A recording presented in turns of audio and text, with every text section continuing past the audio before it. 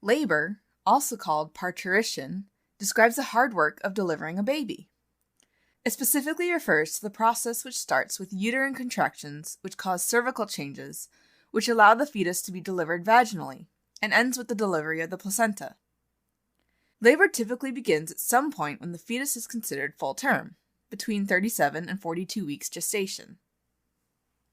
In the third trimester, before labor starts, a woman might have a plug of mucus and blood fall out of the opening to the cervix, sometimes called the bloody show. Other times, the amniotic sac might rupture, sometimes called water breaking. Either of these can trigger the onset of labor and so-called true labor contractions. These guys have to be distinguished from the milder and ineffective false labor contractions, also called Braxton-Hicks contractions, or sometimes called practice contractions. Once they start, true labor contractions progress in frequency, duration, and intensity, and they can feel like waves that build up to a peak intensity and then gradually decrease. The contractions pull on the thick tissues of the cervix, causing it to efface or get thinner, and also dilate or open up. So then, the fetus can leave the uterus and enter the world. From the moment true contractions begin to the baby's delivery usually takes about 12 to 18 hours for a first-time pregnancy, and about half that time for subsequent pregnancies.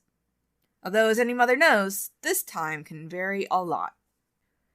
Even though labor is a continuous process, it can be broken down into 3 stages. Additionally, this first stage is subdivided into 2 phases. The first phase is the early phase or latent phase, and usually lasts up to 20 hours, or until the cervix dilates to 6 centimeters. At first, there are irregular contractions that occur every 5 to 30 minutes and last about 30 seconds each, causing the cervix to dilate from 0 centimeters to about 3 centimeters, and efface from about 0% to 30%. Then, regular contractions follow. They happen every 3 to 5 minutes and last about a minute or more. And this causes the cervix to dilate from 3 centimeters to about 6 centimeters and efface up to about 80%.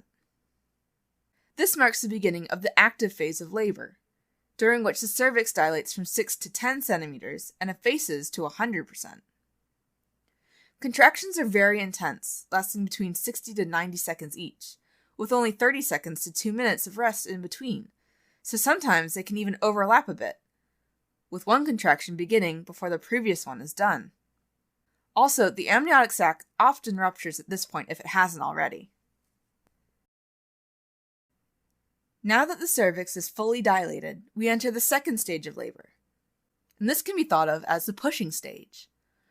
During this stage, the critical thing is for the baby, and in particular the baby's head, to navigate through the maternal pelvis, and this depends on the 3 P's: power, passenger, and passage.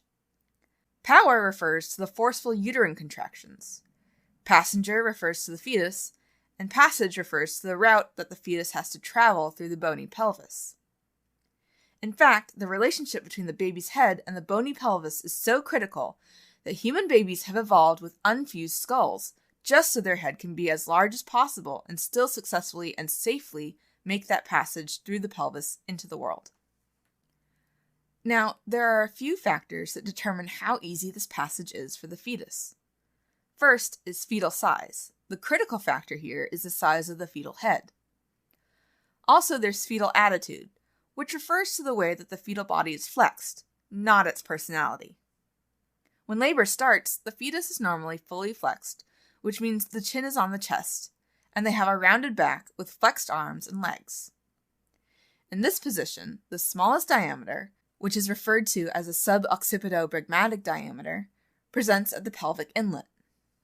Larger fetuses, and those that aren't completely flexed, have more difficulty making it through the passage.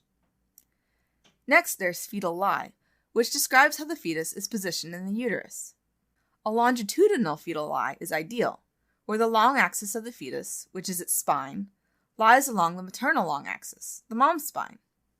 The fetus can also be transverse, though, where the fetal spine is perpendicular to mom's spine, or it can be oblique, where it's slightly at an angle, and these 2 positions can impede the progression of labor.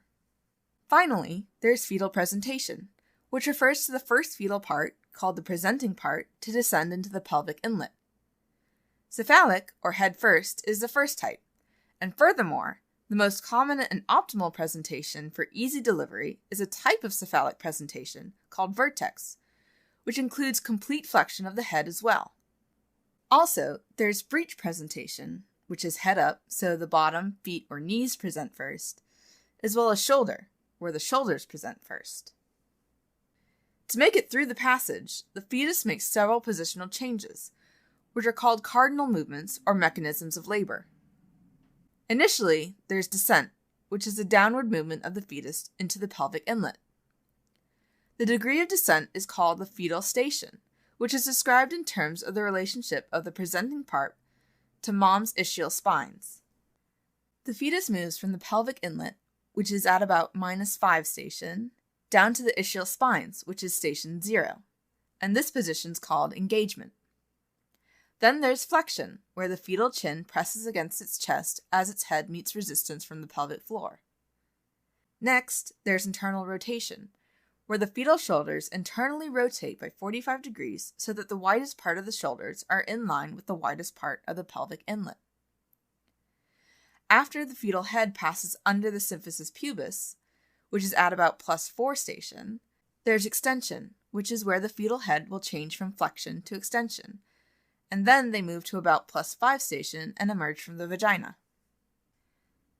After the delivery of the head, there's restitution, where the head externally rotates so that the shoulders can pass through the pelvic outlet and under the symphysis pubis. And finally, there's expulsion, where the anterior shoulder slips under the symphysis pubis, followed by the posterior shoulder, and then finally followed by the rest of the body. This marks the end of the second stage of labor.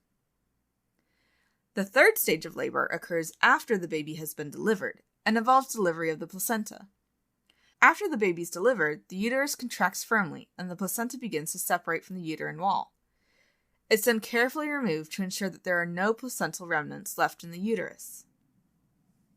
Sometimes, several hours after delivery is called the fourth stage, because there are major physiologic changes like adaptation to the blood loss and the start of uterine involution, where the uterus begins returning to its pre-pregnant stage. Alright, as a quick recap, labor is composed of 3 stages. The first stage starts with true labor contractions and ends when the cervix is completely effaced and dilated. The second stage is the pushing stage, which ends with the birth of the baby. The third stage ends with delivery of the placenta.